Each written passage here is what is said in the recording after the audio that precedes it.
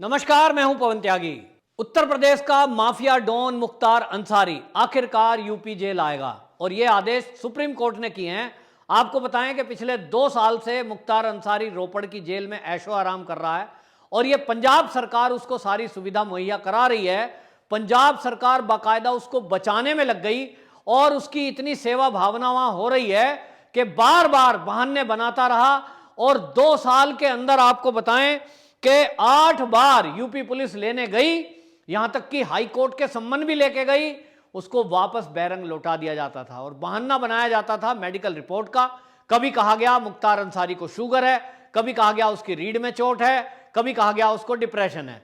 तो सारे के सारे कांग्रेसी बचाने में लग गए उस अपराधी को जिसने हत्याएं की हैं, जिसने वसूली की है, जिसने कब्जा किया है और उस पर कई हत्याओं के केस चल रहे हैं। आपको बताएं कि उस प्रमुख रूप से चर्चा जो है वो बीजेपी के पूर्व विधायक कृष्णानंद राय की है, जो उनकी हत्या की थी। सरेआम दिन में घेर कर मारा गया था उनको बुरी तरह से और उस केस में गवाह भी कोई नहीं बना था और पुलिस अधिकारी भी इतनी दहशत में थे कि चार्जशीट में नाम डाला लेकिन उसमें मुख्तार अंसारी का नाम नहीं है और यह लिख दिया गया कि बाकी लोग थे। और कुल मिलाकर उस केस में यह बरी हो गया इसी कानूनी पेचीदगियों के बचते हुए, लेकिन बाकी केस इसके ऊपर चल रहे हैं। और आपको बताएं प्रयागराज की जो एमपी एमएलए की कोर्ट है उसमें बाकायदा जो इस समय है 9 केस चल रहे हैं, 9 में से 6 फाइनल स्टेज पर हैं, उनमें गवाही चल रही है, उनमें ट्रायल चल रहा है। लेकिन जो एक केस तो ऐसा है बिल्कुल जिसमें अभी सजा बुलनी बाकी है, डबल मर्डर है। डबल मर्डर केस में फाइनल हियरिंग होनी है और उसमें इसको सजा बुल सकती है और इसलिए कोर्ट को इसकी जरूरत है वहां उपस्थित होने की और इसलिए मंगाया जा रहा था कि बार बार इसको बुलाएं। लेकिन आपको बताएं कि कांग्रेस ने पूरी बेशर्मी के साथ जैसे ये ठान लिया था कि इस माफिया को उन्हें बचाना है, अब बचाने में वो जेल में रहेगा, लेकिन समझ नहीं आता कि कांग्रेस इनको क्या करना चाहती थी इस मुख्तार अंसारी को जो कि गैंगस्टर एक्ट में बंद है। क्या कांग्रेस या प्रियंका गांधी इस मुख्तार अंसारी के सहारे उत्तर प्रदेश का चुनाव जीतना चाहती थी? ऐसी बातों का कयास लगाया जा रहा था, क्योंकि जिस तरह से प्रियंका गांधी और कांग्रेस ने इसका बचाव किया, इससे तो एक ही अर्थ लगाया जा रहा था कि मुख्तार अंसारी है एक अपराधी, लेकिन वो कैप्टन अमरिंदर सिंह जो पंजाब के मुख्यमंत्री हैं उनके बेटे का, मुख्तार अंसारी का बेटा दोस्त है और मिलकर के वो पार्टनरशिप में कुछ काम धंधा चलाते हैं और इसलिए लग रहा था कि वो दोस्ती निभा रहे हैं और उसके नाते ये जो संबंध हैं उपराष्ट्रपति जी के जरिए कांग्रेस से भी जुड़ते हैं, हामिद अंसारी जी की रिश्तेदारी है और इसके कारण ये सब लोग अपनी रिश्तेदारी निभाने में लगे हुए थे और पूरा कांग्रेसी अमला हर तरह से ये चाह रहा था कि मुख्तार अंसारी पंजाब की जेल में ऐशो आराम करता रहे और यहां से वो कहीं शिफ्ट ना हो, क्योंकि अब वो जान रहे हैं कि योगी सरकार जब से आई है तब से अपराधियों की गाड़ियां पलट जाती हैं। और विकास दुबे कांड में हमने देखा कि मीडिया कवरेज साथ कर रही थी, लाइव टेलीकास्ट हो रहा था और उसके बाद भी वो टीवी पलट गई और विकास दुबे का एनकाउंटर हो गया। उसके बाद से ये होने लगा, अपराधियों में भय बैठ गया और बहुत सारे अपराधी ये कहते हुए सुने गए, वो कहते हैं जी साहब पुलिस की गाड़ी में हम नहीं जाएंगे। तो मुख्तार अंसारी एक कदम आगे बढ़ गया और उसने तो बाकायदा पूरी कांग्रेस को उसने कांटेक्ट कर लिया जैसे, और पूरी कांग्रेस को उसने वकील बना लिया, पूरी कांग्रेस उसको बचाने में लग गई।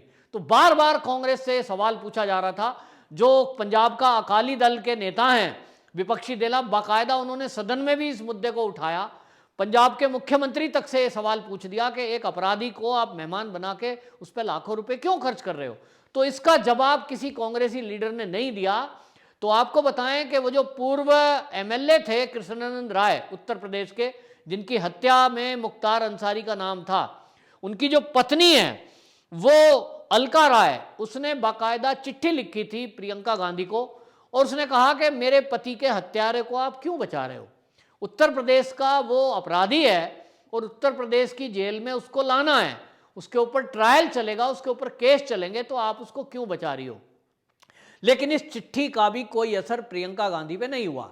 महिलाओं की सुरक्षा और उत्तर प्रदेश की कानून व्यवस्था पर बार बार सवाल उठाने वाली प्रियंका गांधी इस मुद्दे पर पूरी तरह मौन रही और ये सोचते रहे कि मुख्तार अंसारी को बचा के रखें, उसको जेल से ही वहां सारी गुंडागर्दी चलाता रहेगा वहां उसको फोन वोन दे रखे होंगे। और जिस तरह से हम फिल्मों में देखते हैं कि कोई डॉन जेल के अंदर बंद भी है तो भी वहां से अपना कानून और ये धंधा चलाता रहता है, अपराध करता रहता है। तो हमने देखा कि उत्तर प्रदेश में भी उसके गुर्गे आए दिन अपराध करते रहते थे। ये बात अलग है कि अब योगी सरकार की सख्ती के बाद मुख्तार अंसारी के जितने भी गुर्गे थे, जितने भी रिश्तेदार ऐसे थे जिन्होंने 2 नंबर की कमाई से संपत्ति अर्जित की थी, उनकी संपत्तियां जब्त की गई, उनके मकान तक ढहा दिए गए।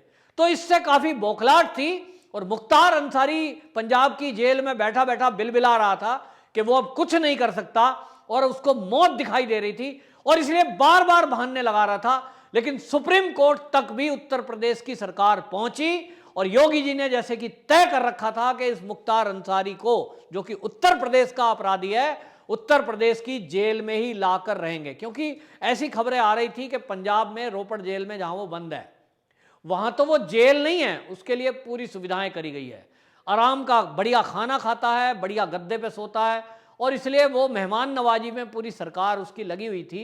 तो इसलिए वो जेल में होते हुए भी जेल में नहीं था, उससे लोग मिलने जा रहे थे, खुली आजादी उसको दे रखी थी।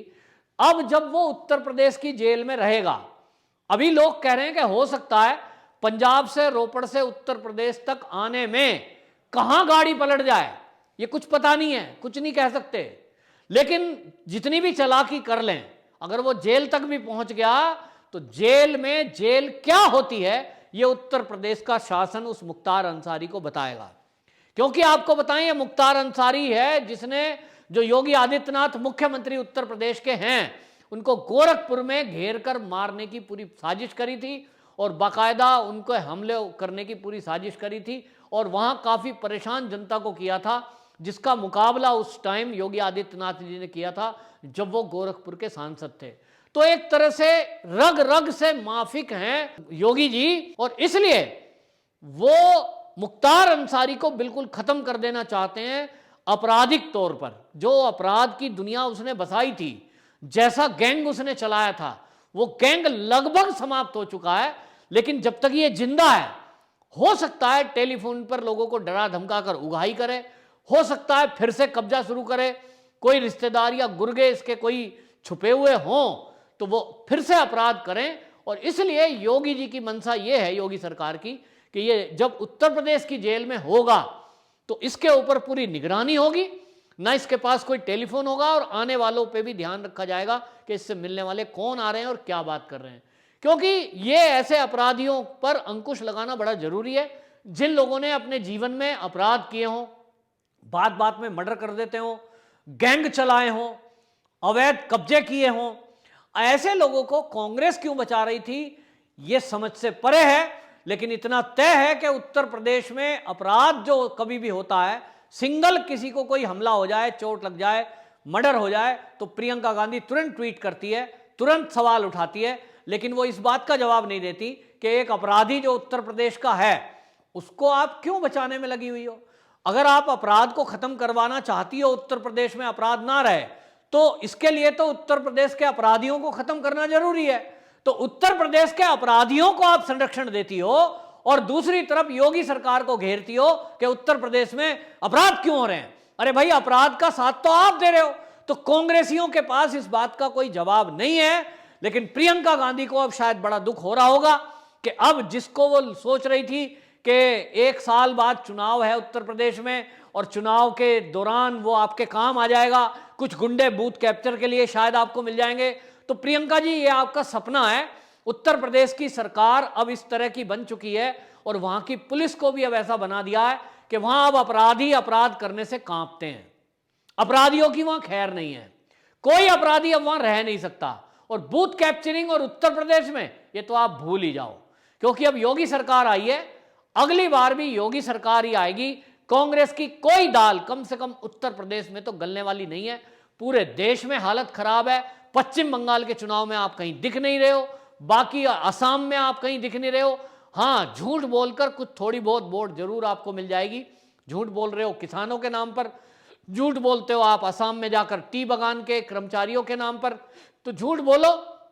फ्री की रेवड़ियां बांटने के सपने दिखाओ लोगों को, तो उस आधार पर वोट पाने की बात करो। लेकिन गुंडागर्दी करके मुख्तार अंसारी जैसे गुंडों को जीवन देके और आप उनको जेल में ऐशो आराम करके अगर ये सोच रहे हो कि आप इस बहाने से मुसलमानों की कुछ वोट मिल जाएगी या कोई अपराधी आपके साथ दे देंगे, ये अब होने वाला नहीं है। तो इतना अब तय हो गया है कि प्रयागराज की जो एमपी एमएलए की कोर्ट है, अब वो तय करेगी मुख्तार अंसारी का अगला टाइम कैसा होगा।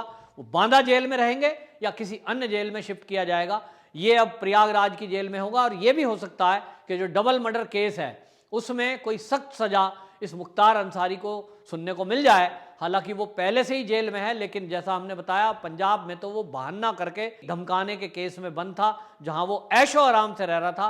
अब ऐश के दिन मुख्तार अंसारी के खत्म, अब उसके जिल्लत के टाइम शुरू होने वाला है। और अब जैसे अपराधियों को जेल में रखा जाता है वैसे वो रहेगा। अभी तक जो ऐश कर ली सो कर ली।